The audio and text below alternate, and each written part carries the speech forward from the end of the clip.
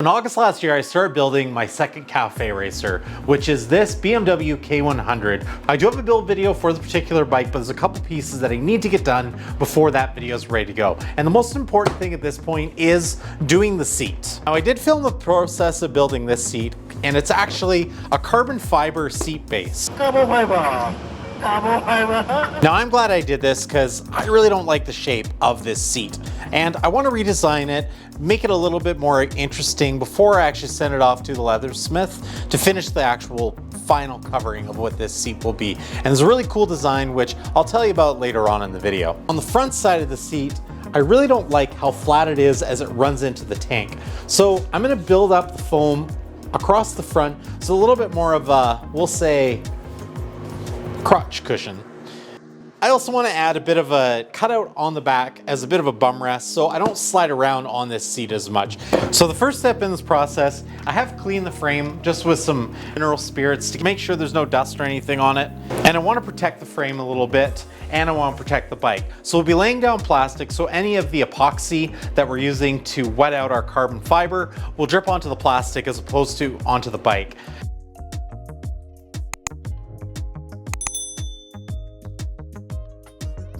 My secret weapon is this, car wrapping vinyl. And the idea is on the seat hoop and where the seat pan is going to be built, I wrap this in vinyl so I have a smooth, consistent surface that I can build off of when I'm wetting out and laying out my carbon fiber.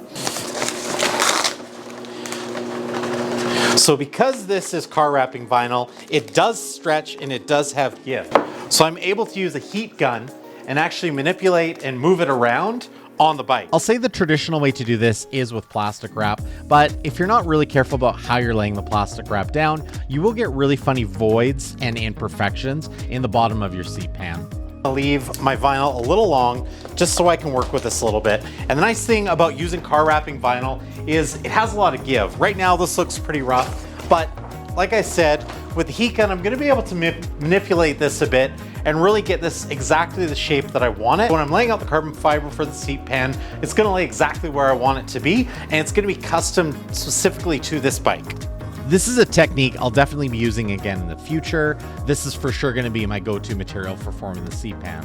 However, the one thing I would suggest if you're doing this is definitely to get a wider piece of car wrapping vinyl so you have a little bit more stretch to go over your seat frame. I found pulling it was a little bit tight just because I couldn't, I guess, have enough material to roll over the edge. So definitely I would suggest going at least 4 inches wider on each side of your pan.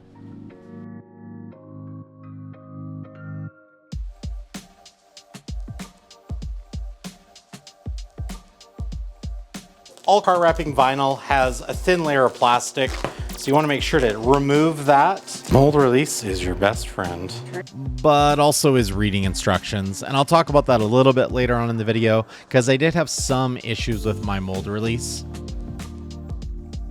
Mold release builds a protective layer between the epoxy, resin, and whatever it's being laid onto.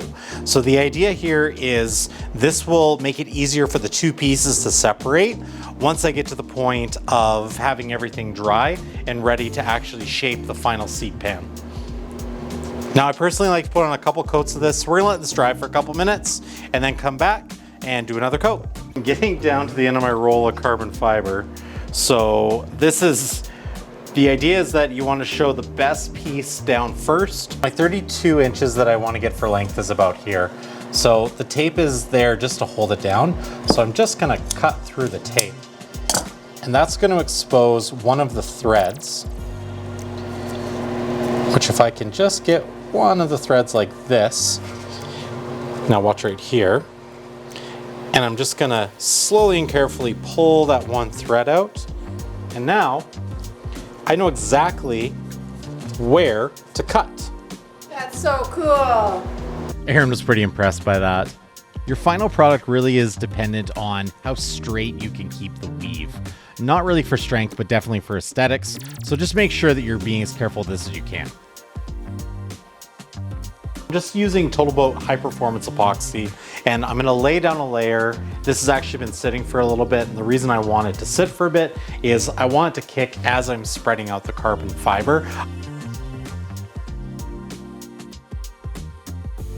I want it to start adhering and holding the shape to the form. And we're actually gonna use some mechanical advantage and actually tape it down as well, just to give us the best shape and the closest shape we can to the actual form. As soon as we get that first layer down, we'll be able to put down a second and a third layer. So let's get at it. All right, so I can already see that I've made a bit of a mistake. I thought that the mold release was dry enough. And as you can see, there's these little white marks, which really there's no turning back now. However, when I get to the other side, I will have to sand that out. Otherwise, that will be left in the finish. First layer of carbon fiber going down. Carbon fiber is interesting because it is extremely delicate when you're working with it and very finicky, but very, very, very strong once it's dry. I want to make sure that I'm shaping as much as I can to the contours of the bike. I'm going to have to do some relief cuts along the way just to make sure that it's pulling where I want it to pull. And this really does make a difference on maintaining that carbon fiber pattern. Again, this is the show side, so I want to keep that weave as straight as possible. Now these rollers are great. They're super inexpensive. Obviously all this product is available on the Total Boat website. And if you want, there is a discount code below that you can use to purchase and save a bit of money on the product when you do your own seat pan. Anytime I use Total Boat product in a video, I am asked how I get it in Canada. The reality is you can order it to Canada. You just need to call in to do that. And I added that toll-free number below. Total Boat has been a massive supporter of our channel, and I really appreciate that we can just show the diversity and catalog of product that they offer through some of the builds that we're doing. I want to make sure that through the middle section, I'm doing as little as I can to distort the weave. However, across the top or across the edge, you won't see that part, so I'm not as worried about it. But I definitely want to make sure that the contour is happening, which it's going pretty good. Like I said, this is the first of 3 videos in a series about building this bike and trying something a little bit different in the way that we roll out this series. It's no Star Wars trilogy, but it's definitely just a process where we're breaking down some of the bigger things and then putting out the video of the actual full build. So hopefully you're subscribed so you can follow along. So the carbon fiber has sat for a little bit, so now we're just gonna add our second layer. So this is about as high as I'm gonna be going anyway, so my second sheet, you can see, didn't go as high. In retrospect, what I used for my third layer, which was actually 2 separate sheets, I should have used for my second layer. I don't think it mattered that much. However, I did have to do some extra cleaning up along the edges of that last peak. For the epoxy is set up, I guess, on the tools, make sure you wipe everything down with something like acetone so it doesn't stick and ruin your tools. I unfortunately got some on the scissors too, so acetone. A day later and the carbon fiber is dry. Now I'm gonna pull this off. I'll show you in a couple more shots just how hard and how flat this seat base actually is. So this worked really, really well, and let's peel it off and see how the rest of it looks. Oh, she's taped down good. The satisfying part. The best thing to do is just kind of work around the edge a little bit. Fronts. Looks like I got some leakage in there. That's good.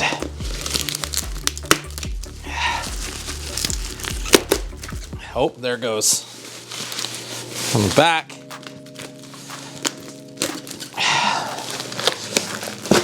There we go. There you go. And tip the plastic with it. Now you'll see here there's a couple marks on the epoxy, but that's actually just mold release that needs to come off. There's only one blemish that I could see right here, which is from the mold release and the way it got mixed in. And there's just a couple little spots that I know I'm gonna have to touch up. And that's the absolute beauty of using the car wrapping vinyl or any kind of a vinyl wrap. Really easy to clean up and just leaves a really clean finish on your carbon fiber. I added a link below, so if you do want to try this technique, you'll be able to find a similar car wrapping vinyl to the one that I used in this build. is now the point where I could start trimming off all the excess carbon fiber and start getting down to the final seat pan shape. The portions of the carbon fiber that did not get saturated by the epoxy, it's really easy to cut with scissors. However, when you get to the point of having to trim it to the final shape, I would always suggest using some sort of a rotary tool. This is a hot take from Cafe Racer Garage. Dan over there did this trick in a video a few years ago, and I've done this a few times. And all I'm doing is hot gluing a marker to the exact height that I want the seat pan, the final shape, to be at. And all I'm doing is using that as a guide so I can go around the entire perimeter of the seat pan to get the right height so I know exactly where to cut to. Relative measurements are always a lot more easy to work with as opposed to trying to do exact measurements with a tape measure, especially around curves like this. Now, you can see my marker was dripping a little bit. This is a tire marker, which maybe I shouldn't have used, but it was the only white marker I had in the garage. But you can see how smooth that line was, especially going around the curve of the back of the seat pan over the seat hoop. This is a great technique, and you get a really consistent line when you do it this way. As I said, a rotary tool is the easiest way to cut through the carbon fiber. My seat pan only needed to be about 3 layers to be able to get to the exact right thickness that I need, as well as the right height. With the bulk of the material removed, that allowed me to come back and do a lot of the fine shaping of the seat pan. I always like to let my seat pan hang over the edge a little bit, just so I'm in a position where I have some room for the foam to stick to as it overlaps the sides of the seat pan. A big advantage that I have is all my woodworking tools, and I guess my turkey carver, which makes this process a lot easier.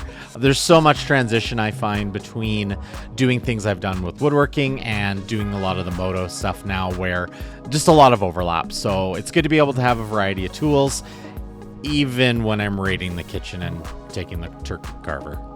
I have been asked a couple times where I buy my foam from, and there's just actually a local foam distributor, if you can believe it, here in town. And I think this piece of foam that I'm roughly shaping cost me about $35, and it was enough to do the entire seat. I shaped the front end of the foam so it actually fits a little bit better on the carbon fiber seat pan. And what I'm actually using is M3 Super 73, and this is basically, it's a spray adhesive, multi-purpose. I'll spray both sides of the surfaces that I want to mate, and then I'll wrap it super tight with some plastic. This basically works as a clamp. It's a little bit difficult to do this on my own, so Erin's filming right now, but I might get her help when it comes to doing that. But basically with the Super 77, did I say 73? It is 77. You just need to lay down a decent layer. And then once it gets a little bit tacky, it sticks really well to itself. Watching this back as I'm editing, I think the next time I do a seat pan, I'm not just gonna jump to a 3-inch thick piece of foam. I'm gonna buy 1-inch thick foam and buy a couple different sheets and actually build up layers as opposed to just trying to use one thick layer. I had a lot of issues because of the firmness of this foam, just getting it to stick really well to the actual seat pan. In the end, it worked. However, it took a lot of pulling and a lot of stretching to get the foam wrapped all the way around my seat pan. What's your favorite part about making seats? When it's done. I like laying out the actual seat base and the rough shaping of it. I shouldn't say hate, hate's a strong word. I'm not a huge fan of the actual shaping of the foam because it's messy, but I mean, that's where, the more you do it, the easier it gets. That's for sure. Yeah. If the seat gives you attitude, you got it. Like a touch, right? Definitely is a lot more fun having Erin in the shop. And if you want to see more of the work that we've been doing together lately, I'll make sure to put some other videos at the end. But Erin's going to be a big part of a lot of the videos going forward. I think I've mentioned this in the past 4 or 5 videos. So make sure that you comment and give us your feedback on this new video format.